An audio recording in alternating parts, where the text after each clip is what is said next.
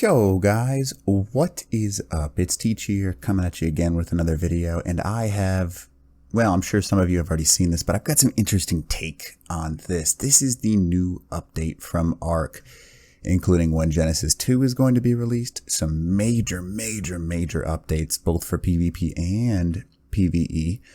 Finally making one of my literally one of my favorites from the original part of this game useful again, because it hasn't been useful since, 5 years, literally. So that sucks. But also, interesting fact, they've kind of alluded onto Ark 2 existing. Now, that's my personal opinion, and I've been saying this all along, that this is kind of like their last hurrah for Ark. And it kind of even more states it in this most recent update. So let's go ahead and get into it. First and foremost, this is where you can find it. You can go up to this official rates page, all that kind of fun stuff. But this is the Community Crunch 231. First off, how cool is this picture? Now, your survival ends here. Notice that. That's very important phrasing for why I still think it's going to be kind of like the final thing. But the phrasing and the wording here kind of indicates to me that they're going to be moving on to either Ark 2 or a different game entirely. I don't know what it'll be. So as we gear up for the epic conclusion of Ark Evolved storyline with Ark Genesis Part 2, we're checking with the community on its progress. Near the beginning of this year, the studio transitioned to working remotely. Understandable. You've got to understand that kind of stuff. But anyways, you can see the better sense of the production line for Part 2. March 2021, yeah, they pushed it back. Anyone that's shocked about that, like shame on you. They've pushed everything back ever, so just expect that. I think March 2021 is pretty a solid date, though, that they're going to have it out by then. Now, but also, if you look down this list, what's kind of insane about this to me is that obviously your survival ends here. This is the end of the storyline. So they are no longer going to be creating new storied maps, which to me indicates that either one, they're working on Ark 2, or two, they're just done with Ark. So this is like the final update, if you want to call it that. Looks amazing. It's all under the water, at least right here, it looks like. Kind of like an underwater biome or in space biome. I don't know which one yet, but it looks pretty sweet. But you can see this right here. Planning to release the significant updates, all that kind of stuff. Now, where it gets really beefy and I kind of start talking about some important stuff is right here. But the Tender Love and Care Pass 3. So this is 3. Now, what's sad about this is they're only doing 2 creatures. That's it. Just 2.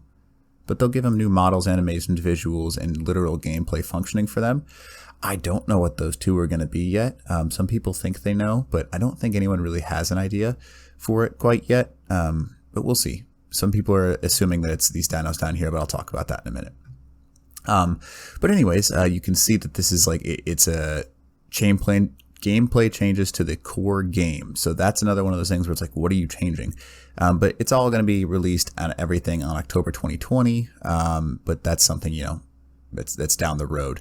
But you can see right here, we're looking forward, very exciting 20 and 21. I don't really see anything indicating that they plan on continuing the original Ark. I think they're going to move on to Ark 2 or just continue in general, not releasing a story mode and just do like modded maps. That's about the only thing I can really see from them. Even though it's a really popular game, I just don't foresee that being something that they do. But anyways, this is really cool. So on July 30th, aka tomorrow, we're releasing a minor version. So this is not minor in my opinion. This is huge. They did some huge things here.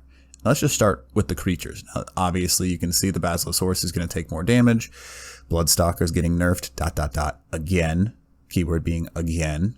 And then here's look at this, the Carno. It's back. This is what I was so excited about. 30% armor penetration with a left click, and it gives a bleed effect, literally just an effect to the right click, where it does 5% of a creature's damage no matter what. Now, it can't be stacked.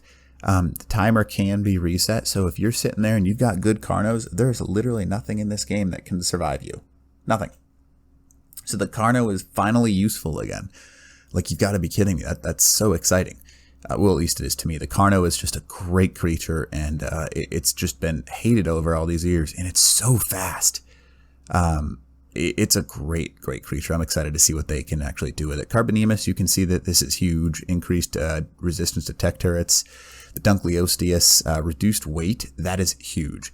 They reduced the weight of obsidian by 75% and the weight of metal, crystal, stone, and black pearls by 50%. Like, you gotta be kidding me. That's awesome. And they made them faster. The Dunkleosteus might actually be usable now, not only as a go down to the ocean tame, but like as a grinding tame. If you haven't seen my video on how you can get tons of metal on Crystal Isles, you can use the Dunkleosteus and get so much it's not even funny. Now that the weight is reduced as well, whew, you can get a lot. Now, Lipleurodon, I've always questioned the value of this tame because the Lipleurodon gives you that huge increase in probability of getting better loot. But they only had it for 30 minutes, so there was like no value going out of your way to really try and tame it. But 6 hours is an actual thing. That means you can actually go tame one of these things and accomplish some actual opening of these loot boxes. Megashalon, good news. They're just nerfing the crap out of them, reducing shell resistance by another 30%. So that's amazing. That means that they're going to take a ton more damage, and they're going to reduce the amount of health they get by literally 15%. So you're looking at that's a big difference. If you had 100,000 health on your Megashalon, it's now got 85,000, and the damage resistance is cut by 30%. So let's say you were taking damage equal to, I don't know, 40 per hit, right? That means you're going to take an additional 10, 15 per bullet, and that's a lot of damage over time. That's pretty crazy. Now here's another update where it's kind of just like, what is going on? What has gotten into Ark? Right here, you can see that they reduced a ton of these breeding timers. Some of the big ones, they increased the rhino. That's the only thing they increased. But whatever. I really feel like they want us to use the Dunkleosteus right here. You can see it matches the mammoth. This is it's a double buff that they're giving it. They reduced Quetzal. They reduced all the water tames, Mosasaurus, Basilosaurus, Tusotenthus, or Tusoteuthus, the Plessy. They didn't really do anything major for the other ones. I guess you could maybe call an important one the Ecus, but I don't really see anything valuable there. Now, this is where it gets crazy. So, flying creatures will be literally prioritized picking up friendly creatures. I don't know if you've ever tried to do a metal run with an Anki and an RG, and all of a sudden it's just over because you pick the rider off the Anki like 12 times. They finally fixed that, so that's awesome. Baby creatures no longer auto wander, so if you're going to hatch like 150 creatures, that's saving your life. You can just sit there and do what you're wanting to do instead of chasing them all down. This is another huge quality of life thing. If you jump onto any bird, it's not just going to take off, which is amazing. It means that pteranodons won't be so frustrating. This is weird. Don't know why.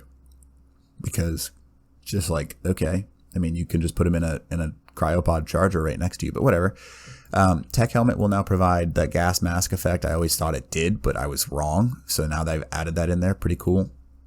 They've made tech turrets less useful because of element gotchas. Tech has become so easy to accomplish that people have just like slot capped every tech turret they have. So it consumes double. That's pretty awesome. Ingots and metal increased in time. That's pretty awesome. Lesser antidote, nothing huge. Doubling the spoil time of prime meat and prime fish meat's pretty big time. This was a huge problem in PvE from what I was told about this, because I asked, I was like, what is the issue with this? People were just like landing their gas bag inside of other people's bases or like during any sort of event that a player was doing and just trolling them with gas bags. Now that would be so frustrating to me, it's not even funny, but oh well. Now the HLNA and chibi creatures, I don't know what that was about. I'm sure there was some sort of glitch with that. Yell and Whisper's kind of cool. All race missions have been increased in time over on Xbox and PS4 because they have that additional lag input and stuff like that. So that's huge especially for console players. And then here's a kind of cool thing. You can get event emotes at the Hex store at the cost of 50k hexagons. Now that's a lot, but I mean, realistically speaking, if you did Dodo Ball a bunch of times over and over and over again, you could get one. So now I know this has always been an issue. Valguero's always been the easiest boss in my opinion, because you get a load of element and it's not very difficult. So increasing that timer will make some of those alpha tribes have to take longer and longer and longer. This is kind of cool for anyone that plays solo player or like runs their own server cluster. It basically means that you can add some gate frames on top of a just platform saddle in general. And that's kind of cool because you can make traps and just make a full on base up there, which is kind of neat. But oh well, there's better and worse. Now, this is kind of cool right here, but it's up to you whether you want to think this is cool or not. When Ark first came out, when I was playing it, the rates were awful. It literally, and they are not kidding when someone says, you know, if it took you forever to build this wooden 4x4 when Ark first came out, it literally did. So it is literally, I mean, today, at this moment in time, you're gathering 4 times more resources than when Ark was originally gathered. And what they've kind of said is after doing this March event, they've basically stated that, you know, everyone really appreciates it. Everyone loves this increased rates and breeding rates and collection rates and all this kinds of stuff. So what was originally 2 times as of before this event came out is now the standard. So the official rates will be what they are for the last like 2 months from now on. Now, official rates will also get doubled again during those times. So you're going to be able to gather so much it's not even funny. Now, this helps with a lot with the overall grind, especially when you're starting up. Like standard old servers, 1 times harvesting equivalent to 4 times old values. Small, it's 5x, and then apocalypse pretty much stays the same.